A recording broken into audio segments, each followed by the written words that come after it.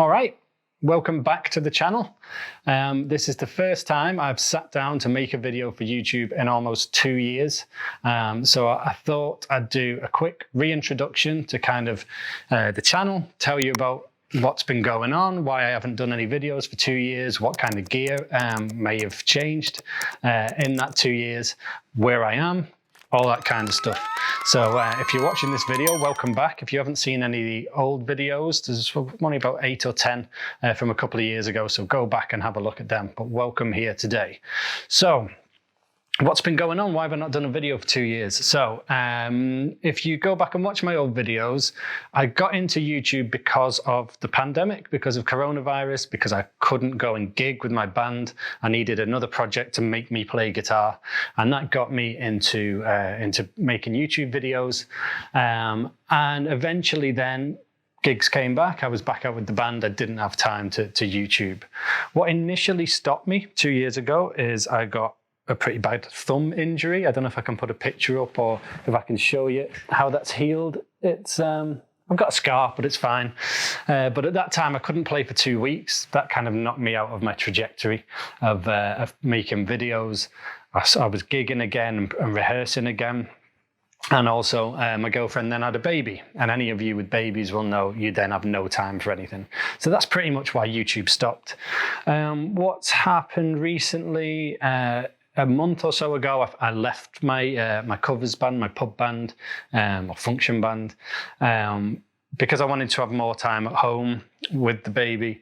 But that means, for me at least, if I've not got a project, I probably won't pick up the guitar too much. So that's why I thought I would get back together all my stuff, see what gear I can find, camera-wise, microphone-wise, a bit more of an experiment and see what kind of quality of video I can put together. Which brings me on to where I am, my new house. Not exactly. I am in a rehearsal room, a recording studio, a place called Studio 5 up in North Liverpool. So I'll throw in a quick little look around the studio now.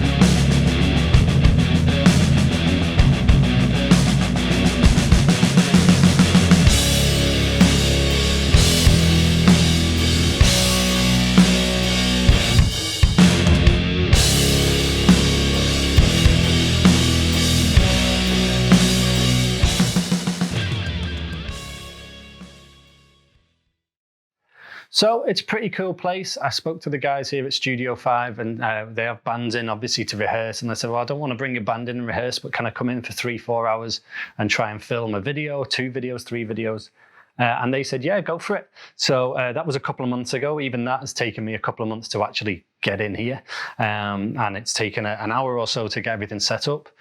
Who knows what it's going to look like, what it's going to sound like. I've got an amp mic'd up. If you'll remember, if you watch any of the old videos, I'm in the tiny box room at the house. I've got the emulated output coming out of the Black Star into a computer. Today we are mic'd up. It is only an Sm58 though. I've not got great mics for micing up cabs, but we'll see. We'll see if it's any better. The other benefit I'll show you in a second of coming here to Studio 5 is there's loads of other amps around. So just off camera, I've also got a Fender Hot Rod Deluxe that I'm plugged into as well. And we'll talk about how and why I'm doing that, which sounds really huge in the room. So that's where I am. So let's have a bit more of a talk gear-wise of where I am, what has changed over the last 2 years.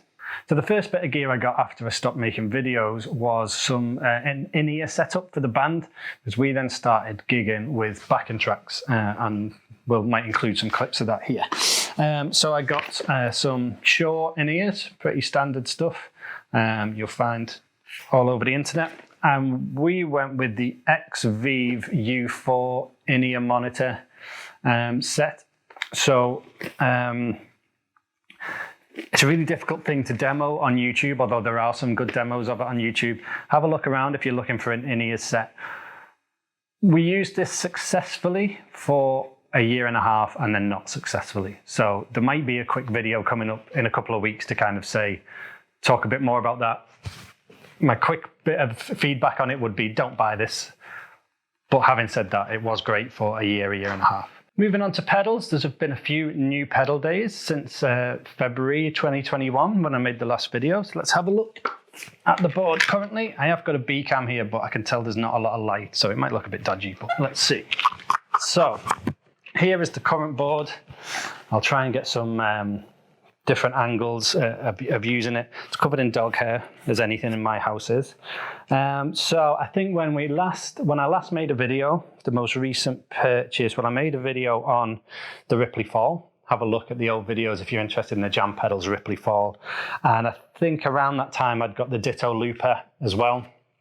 I'm still not great with the Ditto Looper. It's a great pedal. I'm just not great at looping. So what came next was an upgrade to the delay pedal. This is the Giga Delay DD20. So I say an upgrade, this is really old pedal. There's not too many of these around and I'm still looking to upgrade this again. But we'll have a talk about that in a second. I've recently got, I think the Trelicopter came next and we'll have a listen to that shortly as well. And then recently I've got this 1991 drive pedal from Funny Little Boxes and we'll talk about that as well, but I'm going to try and get a quick video of that done. So the first pedal we need to talk about since the last video is the upgrade to the delay pedal. I think I was using a Boss DD3 and I went to a Boss DD20, the Giga Delay. Now this is an old pedal, it does need to be upgraded again. But what I needed was a delay pedal with presets.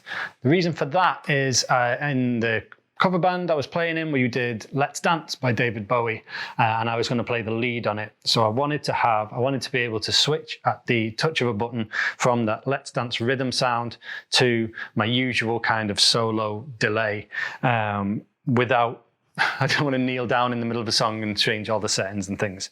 So let's have a look at how we did that. Let's dance. Put on your red shoes and dance the blues. Let's dance to the songs they're playing on the radio. Let's sway. Wow, gonna lights up your face. Let's sway. Sway through the crowds to an empty space. Okay, so clean sound. I kick on my usual kind of delay that is on 99% of the time for leads and things.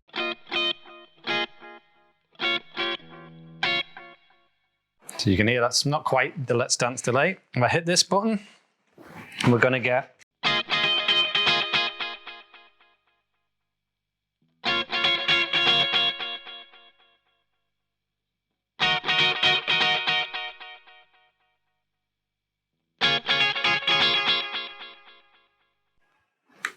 and that is saved in the pedal. I don't need it for 95% of the set, but when I get to Let's Dance, I can hit that and it'll bring up that preset. So what I would then do in the middle of the song, I'd be using that setting and I would need to quickly jump back to the other delay sound for the lead, as well as kicking on an overdrive pedal. So let's see what that was like.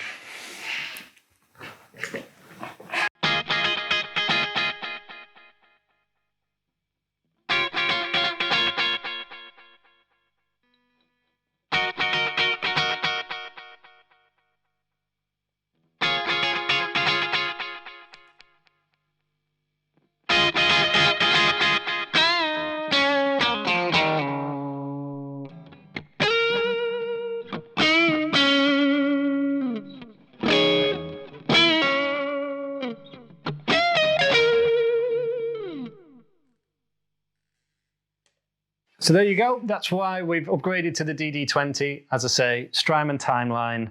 I would love to see that on the board. It would cost me a fortune and I'll never really use all the settings, but we'll see. We'll see what happens. The other thing the DD20 allows me to do is there are 2 outputs on it, so I can use 2 amps at once, which I never do because I've only got 1 amp. But here at Studio 5, there's a few amps lying around. There's, as I said, a Fender Hot Rod Deluxe just off camera. So let's plug both of them in and see what that sounds like. Okay, so we're now into both amps. Sorry about unusual camera shot over here. I'm trying to get you to see the Hot Rod Deluxe and the pedal board. So let's make a noise. That's both of them. I'll turn the Black Star into standby.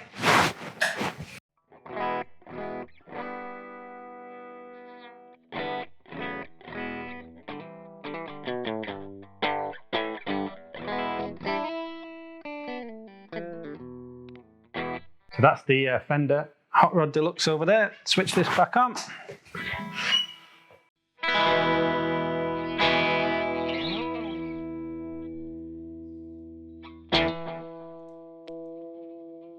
Let's make a noise.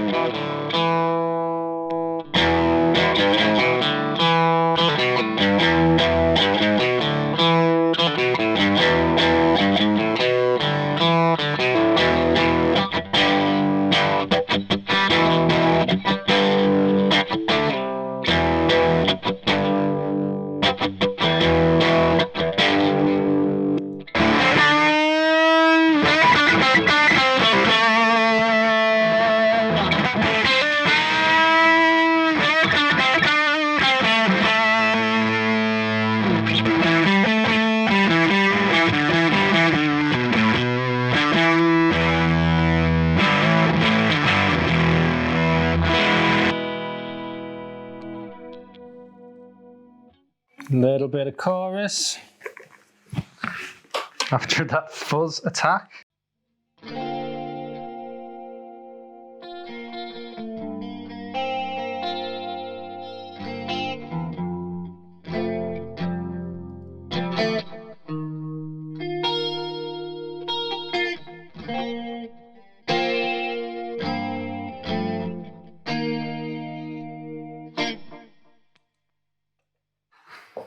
So, having not mic'd these up before, obviously miking guitars up with vocal mics, who knows what it's going to sound like in the video. But I can tell you, particularly the heavy sounds and the fuzz sound coming out of both of them hit me in the ear was amazing. One more go at a drivey sound.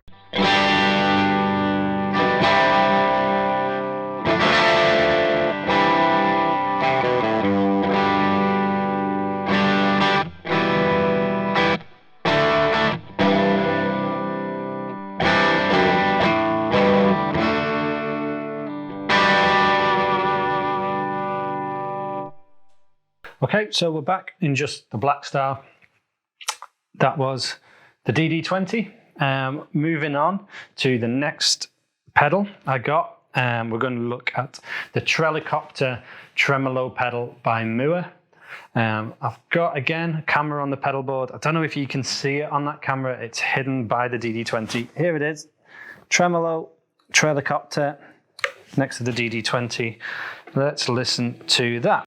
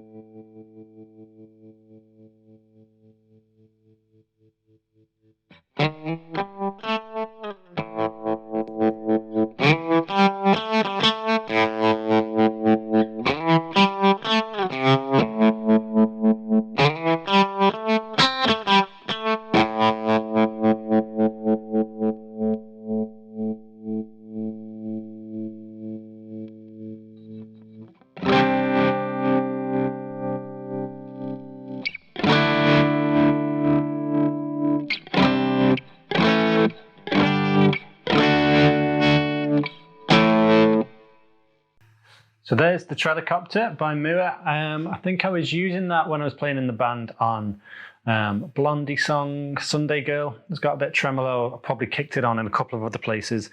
We might come back to that in a second when I show you something else. And the last pedal that I've got most recently is, as I mentioned, the 1991. This pink thing by Funny Little Boxes. Now there's loads of great videos on this on YouTube. Have a look at Let's Play All, the video over there. It's designed to be the sort of 10 tone, the Pearl Jam album 10, a lot of the tones from there, a lot of those early 90s, obviously 1991 in the name, the kind of grunge tones. And I'm going to try, I don't know if I can get it done today. You might see 2 or 3 videos in the same clothes from the same setting. I don't know if I can do a demo of it today, but I'm going to try and do a demo of the 1991 on its own in kind of context of how I use it. But let's just see how it sounds where we're currently up to. Clean sound, this is the bridge pickup. Again, I've said this on previous videos. Bridge pickup on 10 is always a little bit spiky for me, so we'll go down to about 8. And kick on the 1991.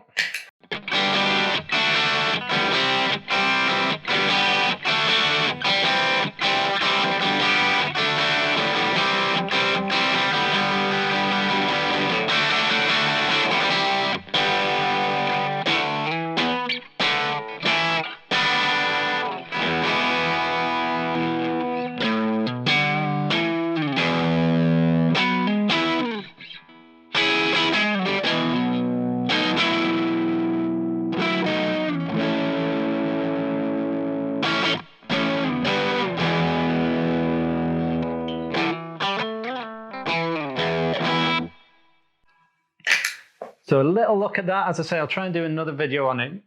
I don't know how it's going to sound in the video, but in the room, the 1991 is a lot thinner and brighter than, say, the drive side of the Comfortably Plum. But we're going to do a whole video on that. Obviously, my amp, the other pedals are all tuned in for offset guitars. So let's grab a Les Paul and I'll give you a bit more of an idea of what it sounds like. Okay, 2014 Epiphone Les Paul Custom Pro. It's only an Epiphone, but it'll do the job. Bridge pickup through the kind of the rig, through the Black Star, nothing else on, as it was set for the Jazzmaster.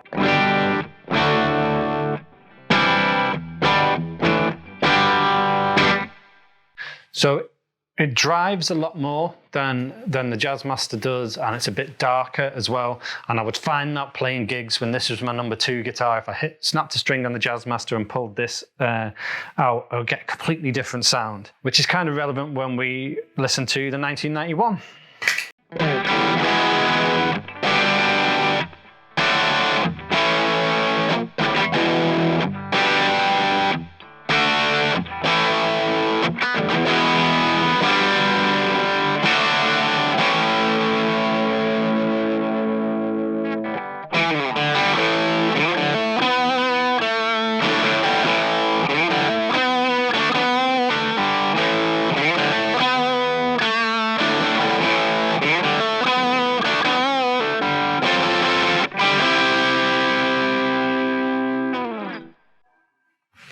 So, in my opinion, to my ears, and when I do the video on it, I'll make a bigger point of this.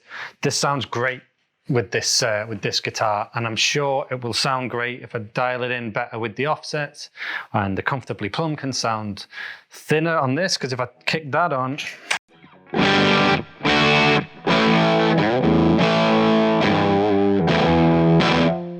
it doesn't like this guitar much. I think the tone of this and the Jazzmaster and another guitar I'm going to show you is so different that having one setting that they both work with is difficult. So the 1991 really loves this guitar.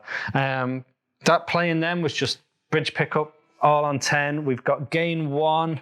Again, I'll talk about this in the video. Gain 1 at about 9 o'clock, gain 2 about 9 o'clock, bass all the way up, middle in the middle, treble in the middle, and volume at about 12 o'clock.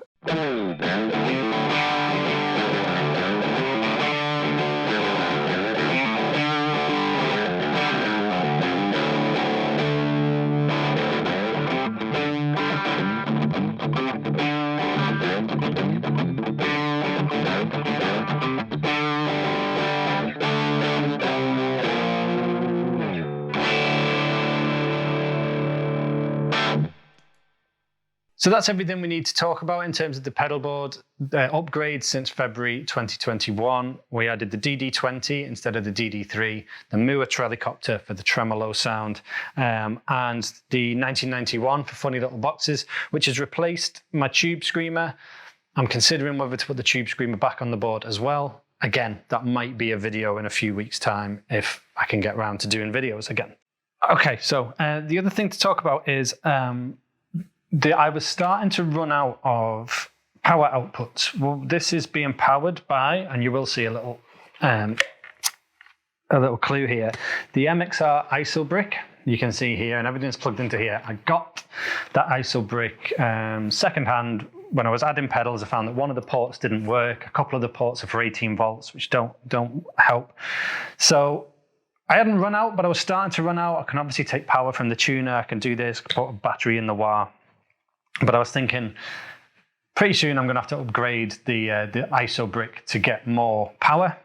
And then from following That Pedal Show on Facebook, reading posts, things like that, I saw Dan from That Pedal Show comment or reply to a comment to say that part of the gig rig power system, if you don't know about this, go and look at That Pedal Show. The distributor can actually be connected to any power supply. It doesn't have to be a gig rig one, and get you more ports. So again, if we go look underneath, from the ISO brick, one of the outputs is going into the gig rig isolator, and that's giving me power for 4 pedals, so 3 extra.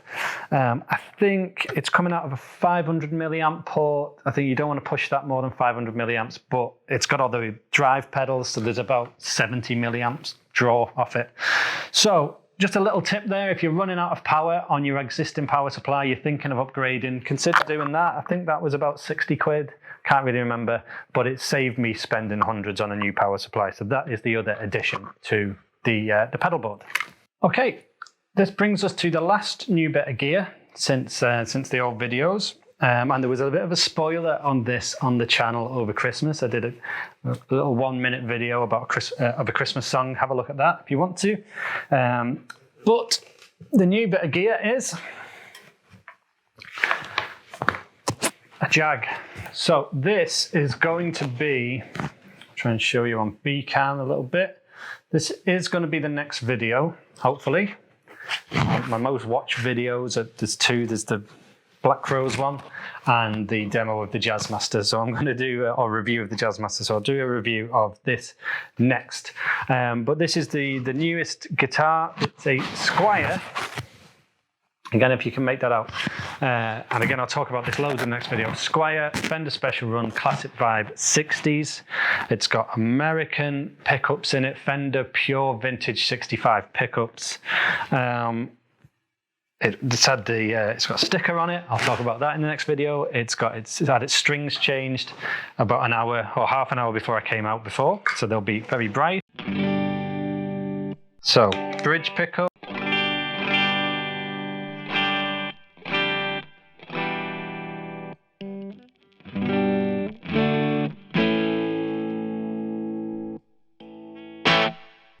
And if we try it with Comfortably Plum, the drive side.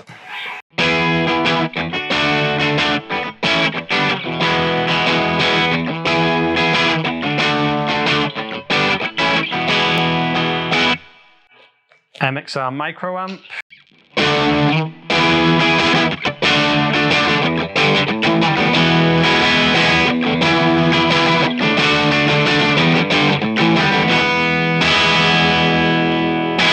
I'm not known for my love of the Smiths. I'm not a big Smiths fan, but I'm a big Johnny Marr fan. So you've got to try and play something Johnny Marr on a Jag, right? So let's try this.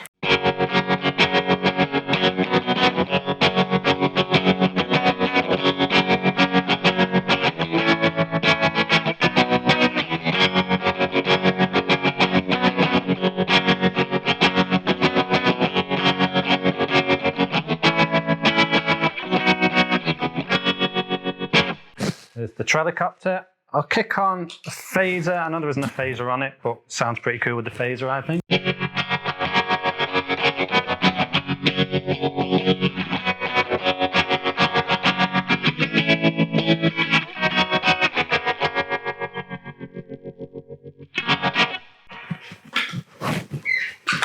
So that is where we're up to in, what month is it? February 2023. So exactly 2 years since the last video, since I last sat down. You've seen the new pedals, you've seen the new Jag. Next video is going to be a closer look at the Jag. I'll try and find time then to have a closer look at the 1991. We'll talk about the in-ear monitors and maybe why you don't want to buy them. There's a few ideas, just when I'll have time to do them, I don't know. So thank you for watching the video. Thank you to Studio 5 for letting me come in. I hope it turns out okay. Hopefully the sound is great. I can tell you it's just so huge in the room, particularly once that Hot Rod Deluxe is on. And again, if I can remember everything I used to do a couple of years ago, there should be affiliate links in the description below if you want to kind of buy any of the gear from Thomann in Germany. And also, I haven't figured it out yet, but hopefully by the time I publish the video, there's going to be some sort of tip jar. Obviously, there's a financial cost to coming into here to record the video. If you like that, if it does sound better, if it looks better, and you want to chuck me a quid towards the next rehearsal, there'll be some sort of virtual tip jar on there. Who knows, when I put it together, it might sound no better than being in the little box room at home, but there you go. So thanks for watching. I'll see you on the next one.